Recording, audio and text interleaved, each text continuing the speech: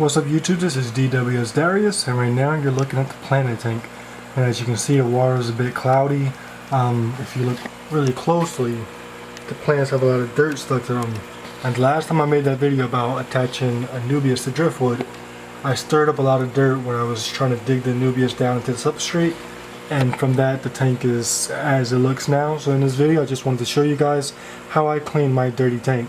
Now the first thing that I didn't show you guys, but I cleaned my filter, and as you can imagine, in a dirty tank, that thing was disgusting. So now that that's out the way, I'll show you guys me doing a water change. So thank you all for watching and enjoy.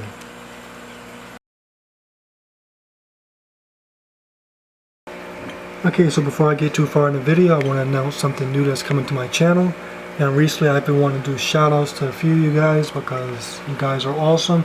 You provide tons of support, you produce awesome quality videos, and I think you deserve a lot of attention. Now I was going to do a shout out video, however I noticed in my past shout out videos they didn't really get too much attention.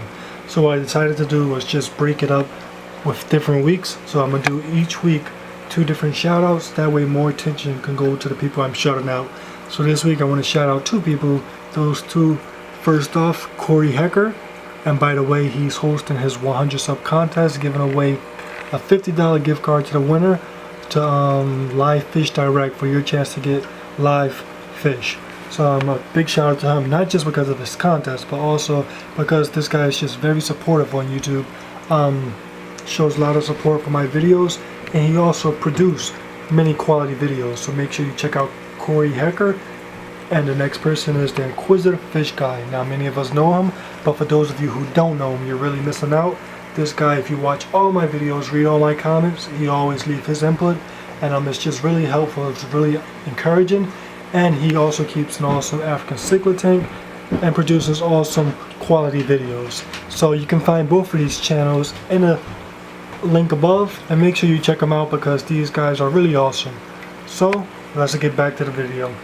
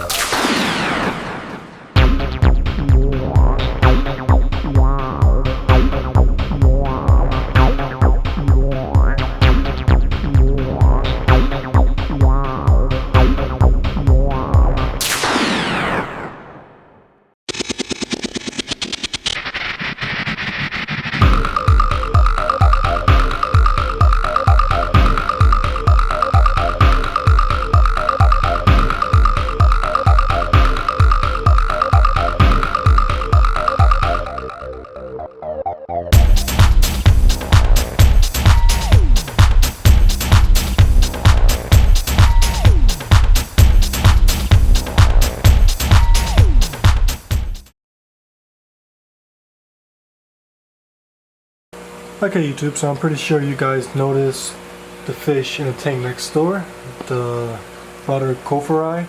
Now he was once in that 55, which is now empty, but he was getting too aggressive for his former tank mates, tinfoil barb, so I added him to this tank by himself, and he's been doing pretty well. Well, he's not alone, he has the giant Daniel, but yeah, he's been doing pretty good. The garden variety killifish are getting more and more comfortable. I'm trying to add more Java fern around that tank, so that's doing pretty good. This is the 90 gallon. I have just the 3 tinfoil barbs loving up this space.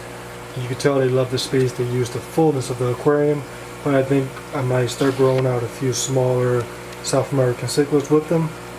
Over there I have a few more American cichlids with some West African jewel cichlids. That's my main pair. I'm trying to get them to breed. And this African cichlid tank is just too hyper, too fast for them. So I moved them to this slower pacing tank, and they're doing pretty well in that tank. The African cichlids are just doing awesome as well. A lot more are starting to color up. That's my albino dragon blood.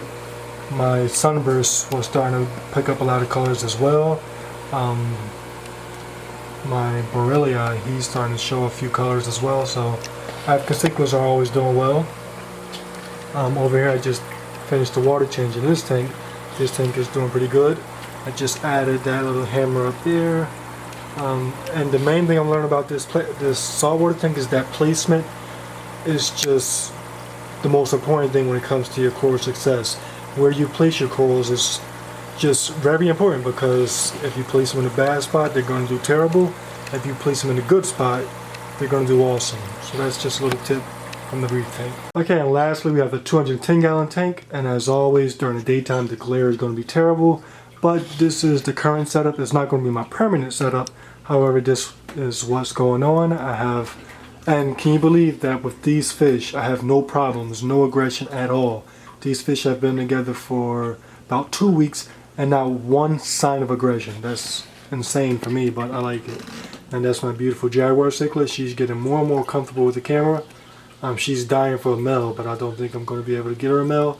Maybe I might give her to someone who can. That's my awesome Oscar. He's always a boss. I just brought this little red devil up here. He's been looking good. I hate the fact that when I keep him in any other tank, he hides, and he only comes out when he's in this tank. I hate that fact because I have so many other plans for him. However, he's fighting against them because he wants to stay in this tank. Up there I have my female chocolate. She's just awesome as always. And here I have a male Midas, and I expected these two fish to clash, the red devil and the Midas. Not one fight in 2 weeks. And over there I have a female Midas. So yeah, that's just a little current look at the 210. Okay YouTube, so here's a look at the final product. The tank has been now running for about 6 hours after the water change, and it cleared up pretty nicely. My tomorrow is going to be even more clear than this. And here's just a little look at things. No more dirt sitting on top of the leaves.